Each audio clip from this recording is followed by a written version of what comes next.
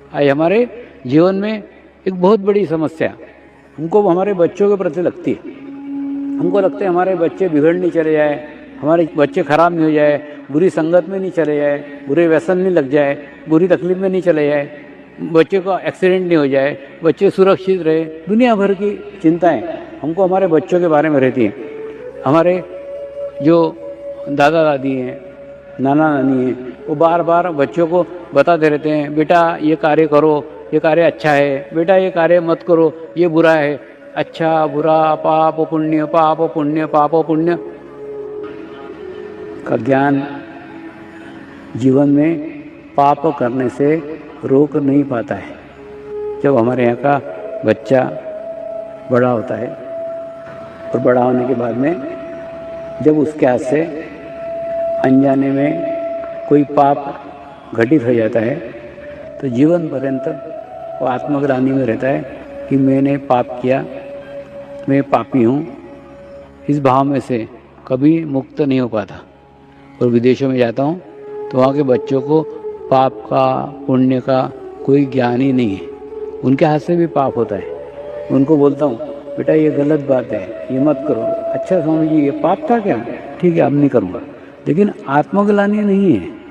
तो यहाँ के नाना नानी को, यहाँ के दादा दादी को आज एक विनती कर रहा हूँ, या तो पाप और पुण्य की बातें ही मत करो, या तो एक ऐसा कोई रास्ता बताओ, ऐसा कोई मार्ग बताओ कि आपके बच्चे के हाथ से पाप घटित ही नहीं होगा। और आपको रास्ता नहीं मालूम है तो मैं आपको रास्ता बताता हूँ। समर्पण ध्यान एक ऐसा मार्ग है जिस मार्ग में आने के बाद में आपके बच्चे के हाथ से पाप घटित ही नहीं होगा।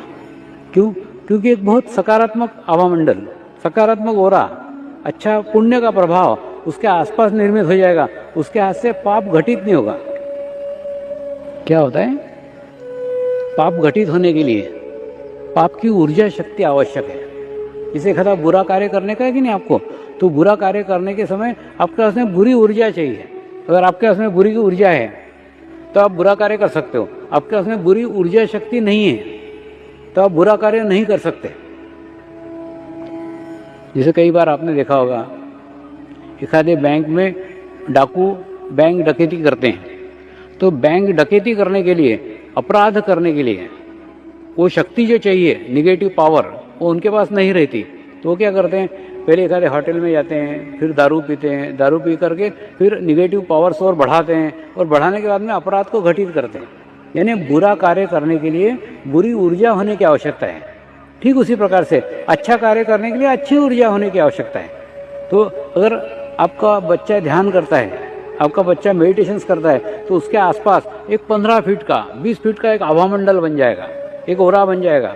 और ये काल्पनिक नहीं है, इसको मशीनों पे चेक किया गया है, वाइब्रेशन से चेक किया गया है कि ऐसा मंडल निर्मित होता है। और ऐसा 15 फीट का आभामंडल लेके आपका बच्चा किसी भी संगत में रहे, उसको कभी कुसंस्कार नहीं आएंगे, कभी पूरे व्यसन नहीं लगेंगे, कभी वो बिगड़ नहीं सकता। तो एक इंश्योरेंस है, एक बीमा है कि अगर उसको ध्यान करने को सिखाओ तो आपके बच्चे का पूर्ण जीवन सुरक्षित रहेगा। कभी कोई दुर्घटना नहीं होगी, कभी कोई एक्सीडेंट नहीं होगा। सारा प्रोटेक्शन, सामूहिकता का प्रोटेक्शन, कलेक्टिविटी का प्रोटेक्शन उस बच्चे को प्राप्त होगा। उस बच्चे का एक जीवन सुरक्षित जीवन रहेगा, व्यसन रहित जीवन होगा, शांतिप्रिय जीवन होगा, कल्याणकारी जीवन होगा। आपकी सारी चिंताएं समाप्त हो जाएगी अगर एक ध्यान करना उस बच्चों को आप सिखाओ। कई बार हमारे बच्चों को इंजीनियर बनाने के लिए प्रयास करते रहते हैं, हमारे बच्चों को डॉक्टर बनाने के लिए प्रयास करते रहते हैं, दुनिया भर के प्रयत्न करते हैं। लेकिन उसके जीवन को सुरक्षित रखने के लिए कौन से प्रयास करते हैं, कौन सा प्रयत्न करते हैं? समर्पण ध्यान एक ऐसा पद्धति है जिस पद्धति में आने के बाद वो अपनी सुरक्षा करना खुद सीख जाएगा। इसके अंदर वो स्वावलंबी हो जाता है। देखिए, जैसे कोई समाज सेवी है तो समाज सेवी लोग बच्चों को दवाइयाँ बांटेंगे, दवाइयाँ कुछ दिन रहेगी, कुछ दिन बाद समाप्त हो जाएगी। किसी को पैसा देंगे, पैसा भी दूसरे दिन समाप्त हो जाएगा, तीसरे दिन तो उसको कपड़े दोगे, कपड़े समाप्त हो जाएंगे। यानी आप वो भौतिक चीज़ें दे रहे हो जो कल समाप्त हो जाएगी, और कल फिर वो व्यक्ति, फिर वो गरीब व्यक्ति आपके ऊपर निर्भर हो जाएगा। लेकिन समर्पण ध्यान सोशल वर्क नहीं है। समर्पण ध्यान सामाजिक कार्य नहीं है। समर्पण ध्यान उस बच्चे को एक बूट पॉलिश और एक ब्रश लेके देता है ताकि वो अपना जीवन खुद अपने पैर पे खड़ा होकर कर सके। तो इसके अंदर जो कुछ है वो अपना स्वावलंबी हो जाएगा, वो आपके भरोसे नहीं रहेगा।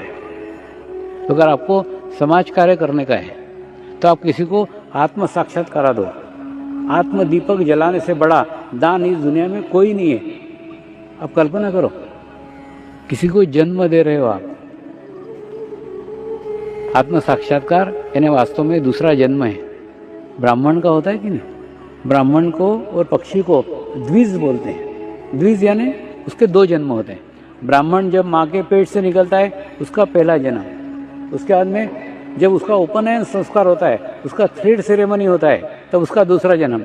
ठीक उसी प्रकार से पक्षी जब अपने माँ के पेट में से निकलता है अंडा, अंडे के रूप में पहला जन्म, अंडे में से बच्चा निकलता है, बच्चे का दूसरा जन्म।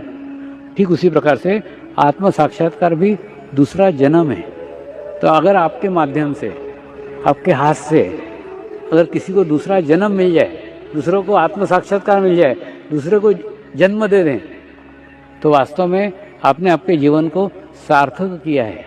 तो समाज कार्य शाश्वत नहीं है, समाज कार्य परमानेंट नहीं है। समाज कार्य कल उसको आपके ऊपर डिपेंड करता है। लेकिन किसी को आत्म साक्षात्कार करा दो, किसी को एक बार परमात्मा का अनुभूति करा दो, एक बार उसका कनेक्शन उस परमपिता परमेश्वर से जोड़ दो, उसको आपकी तो क्या, उसको किसी की भी जरूरत नहीं रहेगी। तो एक सबसे बड़ा कार्य करने का अवसर आपको भी आपके जीवन में मिलने वाला है।